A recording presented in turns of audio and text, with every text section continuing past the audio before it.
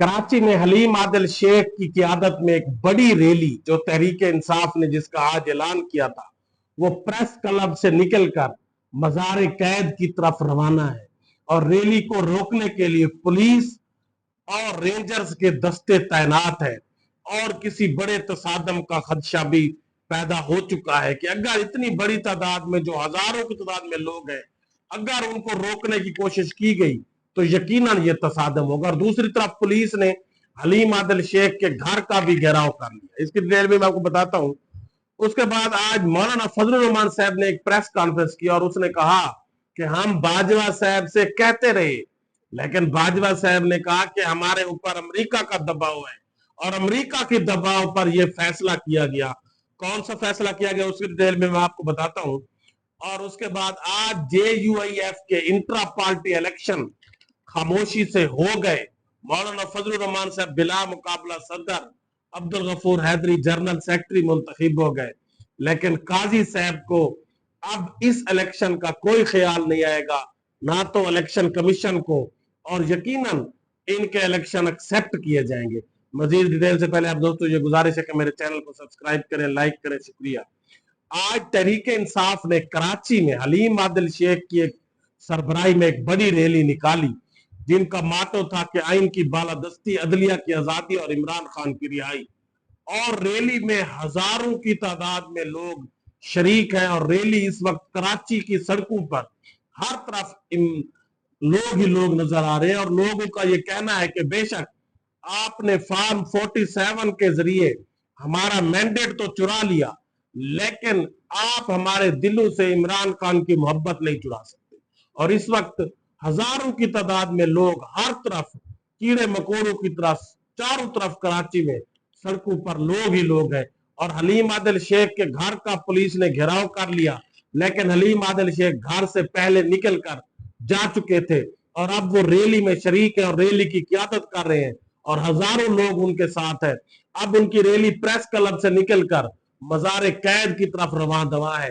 Rally को रोकने के लिए रुकावटें तो पैदा की गई, लेकिन चूंकि हजारों की तादाद में लोग थे तो फिर पुलिस पीछे हट गई। लेकिन अब रेंजर भी आगे तैनात खड़ी है रैली को रोकने के लिए, जिससे तसादम का भी खतरा है। लेकिन इतनी भारी तादाद में लोगों को रोकना रेंजर का भी काम नहीं है।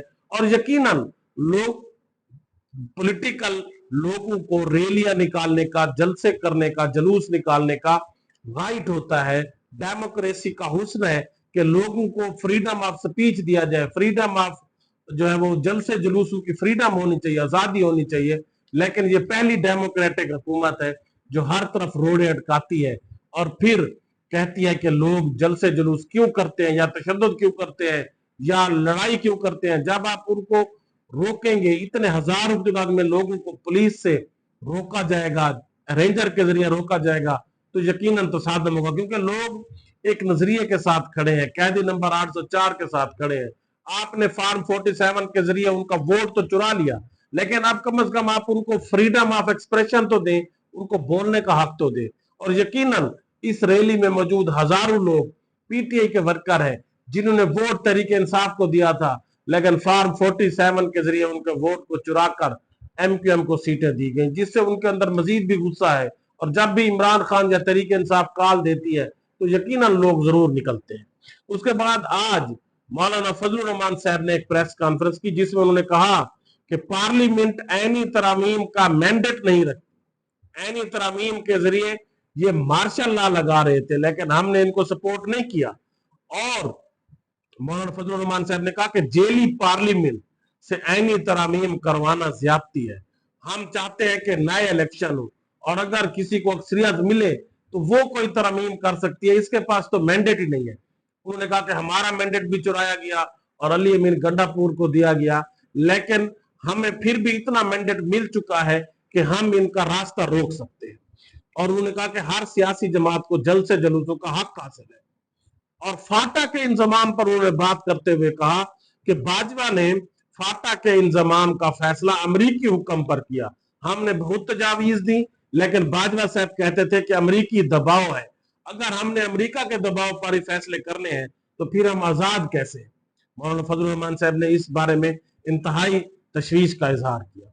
और आज मौलाना फजलुर रहमान साहब की जमात को जो इलेक्शन कमीशन ने इंट्रा पार्टी इलेक्शन का हुक्म दिया था, उन्होंने खामोशी से इंट्रा पार्टी इलेक्शन करवा दिए। पिशावर के एक शादी हाल में इंट्रा पार्टी इलेक्शन हुए।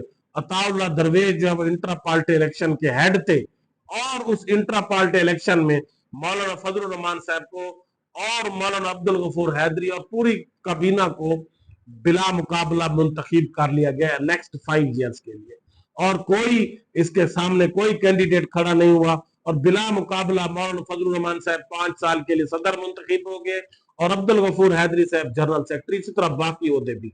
अब यकीनन ये काजी फैज ईसा साहब और इलेक्शन कमीशन के लिए एक चैलेंज है कि एक तरफ तो तहरीक इंसाफ 3 बार इलेक्शन करवाती है, और काजी साहब कहते हैं कि आप बिला मुकाबला कैसे मुंतखब हो गए। हालांकि रिसेंटली कुछ अर्सा पहले नवाज शरीफ साहब ने एक होटल में अपने इंट्रा पार्टी इलेक्शन करवाए थे, उसमें वो भी बिला मुकाबला सदर मुंतखब हो गए।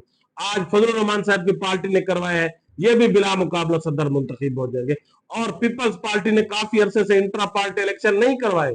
बिलावल साहब एक पर्ची की बुनियाद पर बिला मुकाबला उसके चेयरमैन बने हुए हैं, उनको कुछ भी नहीं कहा जाएगा। उनके इलेक्शन भी माने जा रहे हैं, उनकी कोई इलेक्शन कमीशन को भी जुर्रत नहीं है कि उनके इंट्रा पार्टी इलेक्शन पर कोई एतराज करे। काजी साहब को भी जुर्रत नहीं है, सिर्फ इनका एतराज है तो तहरीक इंसाफ पर है। और यकीनन ऐसे काजी के लिए, ऐसे चीफ इलेक्शन कमिश्नर के लिए गालिब ने कहा था, काबे किस मुंह से जाओगे काजी, शर्म तुमको मगर नहीं आती। अल्लाह हाफिज।